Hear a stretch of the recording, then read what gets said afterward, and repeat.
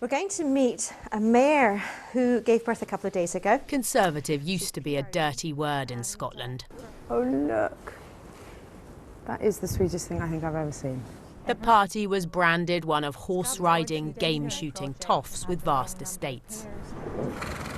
Bozena Bienkowska isn't that, though this East Renfrewshire farmer does ride her much-loved horses and has voted Tory in the past. She wants Scotland to stay part of the UK.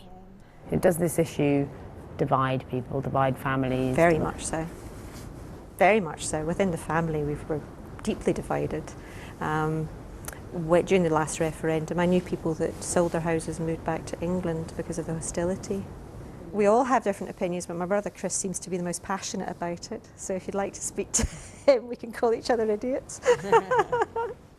A recent YouGov poll found this election 9 out of 10 voters who don't want independence will opt for a party that shares that view. 3/4 of yes voters will vote SNP, like older brother Kris.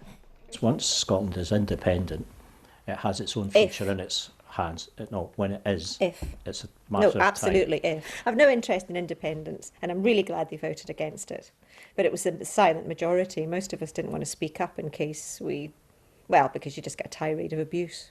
At the time we lost the vote, I was quite happy to leave it 5-10 years until the Scottish population moved again towards independence, so there was no immediate rush to have one.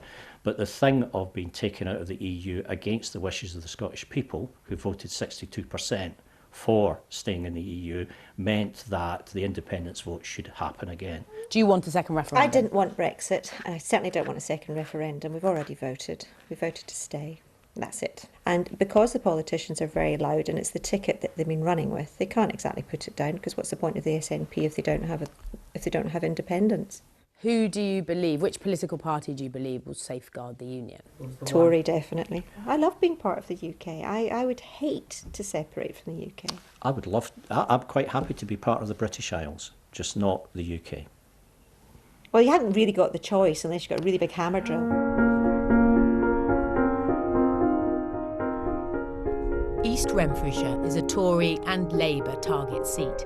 It was Labour's from 1997 and is the SNP's now.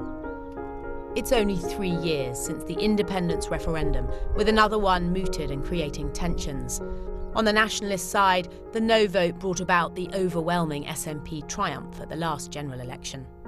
This time round, there's a sense that unionists may want to send a message, and that could benefit the party that's spent decades in the Scottish political wilderness. In the polling done since the last general election, though the SNP is still way in front, its trajectory has been downwards. The Conservatives, from a low base, have seen a steady rise. The party's nearly doubled its vote share, mainly at the expense of Scottish Labour.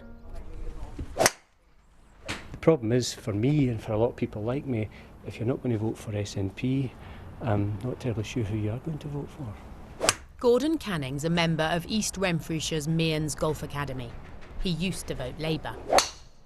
But efforts by the Scottish Conservatives to ensure they are seen as the party most in favour of the union appear to have cut through. Could you ever bring yourself to vote for them? Yeah. Is that a difficult thing to say in Scotland? Yeah, I think it's a difficult thing for someone who's never voted Tory before to say that they may vote for Tory. But yeah. And what's that about? Why would you? Why might you? Why might I? Because I want the SNP to be aware that there are a large number of people in Scotland who do not want another independence referendum. And the reasons for bringing it using Brexit as an excuse for another independence referendum, I think is unfair. The Conservatives haven't necessarily been the most positive brand in Scotland for the last few decades. Do you think that's changing? It is changing, yeah. Why do you think it's changing? Well, because Labour is no longer a credible opposition. And I think that's perhaps the main reason. Which means people are more willing to vote Conservative? Yes. And have you ever voted Conservative before? Once, probably 40 years ago. Not here. And how do you usually vote, if you don't mind my asking? Lib Dem. And will you vote for them this time? No. Why not? Because I want to vote tactically to try and keep the SNP out.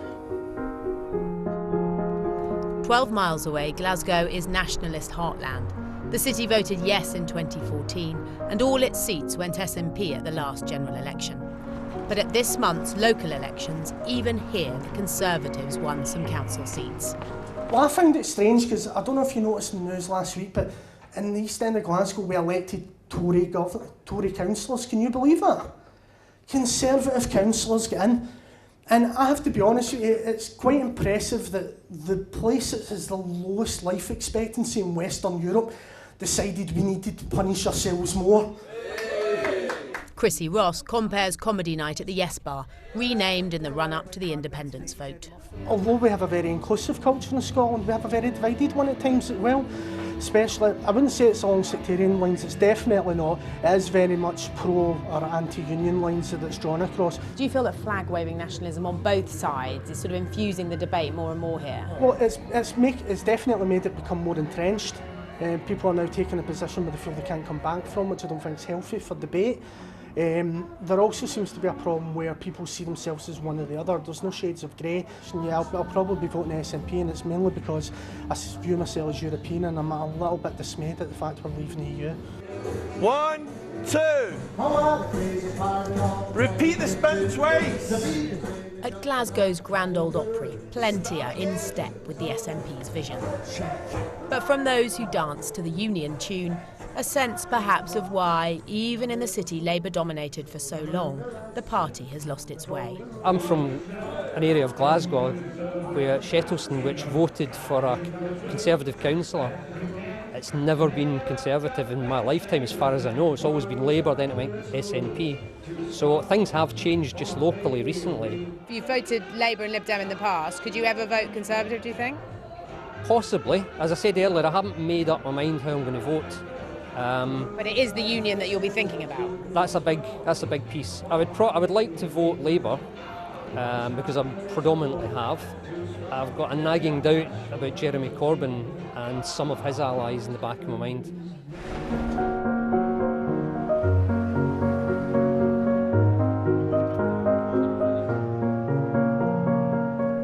The divisions in Scotland may still be focused around the question of independence, but the SNP's dominance this election still appears unassailable across much of the country. The latest YouGov poll puts the party on 42%. But unless Labour can turn its fortunes around, unlike in 2015, the Nationalists' main challenger this time is a revived Conservative Party.